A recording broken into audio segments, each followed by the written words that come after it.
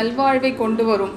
அந்த வண்ணமாக இந்த சபையை முத்துக்களால் அலங்கரித்து கொண்டிருக்கும் நமது சிறப்பு விருந்தினர்களுக்கும் மாண்புமிகு நீதியரசர்கள் அனைவருக்கும், மூத்த வழக்கறிஞர்கள் மற்றும் வழக்கறிஞர்கள், மேடமுடைய குடும்பத்தினர் எல்லாருக்கும் என்னுடைய மனமார்ந்த நன்றிகள். இந்த விழாவை இவ்வளவு பொறுமையாக இருந்து கவனித்து சிறப்பித்து தந்ததற்காக நன்றிகள். இந்த அரிய தருணத்தில் மேமை பற்றி எல்லாருமே ஆல்ரெடி பேசிட்டாங்க, இருந்தாலும் நானும் சொல்லணும். தனது எழுத்து மூலம் ஆயிரக்கணக்கான பொதுமக்களின் அறிவில் சட்டத்திற்கான விழிப்புணர்ச்சி ஏற்படுத்தி இருக்கும் ஒரு சிறந்த படைப்பாளரை பற்றி எனக்கு பேச வாய்ப்பு கொடுத்ததற்காக மிகவும் மகிழ்ச்சி அடைகிறேன். Arts graduate, masters in business management, masters in computer application, LLB, LLM and still currently PhD scholar. உச்ச நீதிமன்றத்தின் வழக்கறிஞர், மிகவும் முக்கியமாக குடும்ப தலைவி திருமதி செல்வகுமாரி மேம்க்கு ரொம்ப பல்வேறு திறகளில் தேர்ச்சி பெற்று பணியாற்றுபவர். பாறையின் மேல் விழுந்த ஒளி சிற்பமாவது போல தன்னுடைய கடின உழைப்பு மூலம் தன்னுடைய பெயரை என்றென்றைக்கும் நிலையாக நிற்கும் வகையில் இன்று தனது சட்டத்தின் குரல் என்ற புதிய புத்தகத்தை வெளியிட்டுள்ளார். நன்றி மேம்.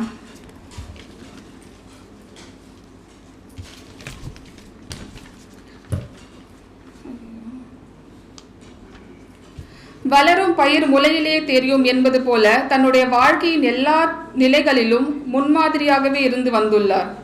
தனது பள்ளி காலங்களில் வகுப்பறையில் முதல் மாணவியாக, பள்ளி தலைவியாக தனது சுழற்சியை தொடங்கியவர். அன்றிலிருந்து வாழ்க்கைக்கு தேவையான வாழ்க்கையை நெறிமுறைப்படுத்தக்கூடிய கட்டுரை கணக்குகளை தொடங்கினார். அதனால் ஆசிரியர்களுக்கு செல்லை பிள்ளை என்று நண்பர்களால் அழைக்கப்படுவார்.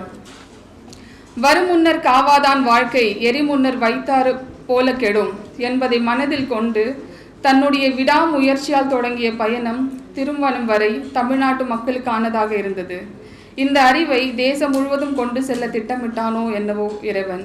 அவரது கணவரின் மூலமாக டெல்லிக்கு கொண்டு வரப்பட்டு சட்டத்துறைக்குள் நுழைக்கப்பட்டு மும்பையில் குடும்ப நல வழக்கறிஞராக தனது சேவையை ஆரம்பித்தார். தனது முதல் வழக்கில் ஏற்பட்ட அனுபவத்தை கட்டுரை மூலமாக பதிவாக்கினார். அன்று தொடங்கி தன்னுடைய கட்டுரை பயணத்தை முழு வீச்சோடு பெண்களின் நலன் கருதி பல்வேறு சட்ட குறிப்புகளை பகிர தொடங்கினார். அவர் வழக்கறிஞர் சேவையோடு சேர்த்து முன்பை விட வேகமாக அவரது எழுத்து ஆர்வமும் பேச்சு திறமையும் மற்றவர்களுக்கு உத்வேகமாக மாறினது.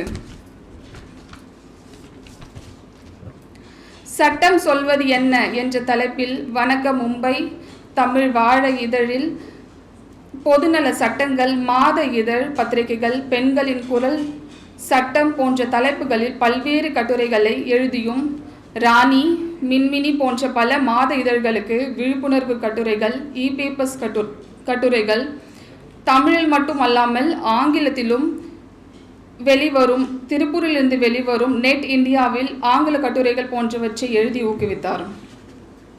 மின்மினி பத்திரிகையின் ஆசிரியர் இவருடைய சாதனைகளை புகழ்ந்து அவரது பத்திரிகையில் எழுதியிருக்கிறார். மேலும் பாமரனுக்கும் சட்டம் என்ற நோக்கில் சைபர் குற்றம், லேண்ட்மார்க் தீர்ப்புகள், இவ்வாறு சட்டத்தில் உள்ள பல தலைப்புகளில் தனது சட்ட அறிவை மக்களுக்கு பகிர்ந்து வருகிறார். அது மட்டுமன்றி காணொலி, வானொலிகளில் தனது அறிவை பல மக்களுக்கும் கொண்டு சேர்க்கிறார். அப்படியாக தொடர் உழைப்பின் வாயிலாக வந்ததுதான் இந்த சட்டத்தின் குரல் என்ற புத்தகம். இது சுமார் 60 விழிப்புணர்வு கட்டுரையின் தொகுப்பாக வெளிவந்திருக்கிறது. இதேபோல் பல்வேறு புத்தகங்களை நீங்கள் வெளியிட வேண்டும் என்று வாழ்த்தி விடைபெறுகிறேன். நன்றி.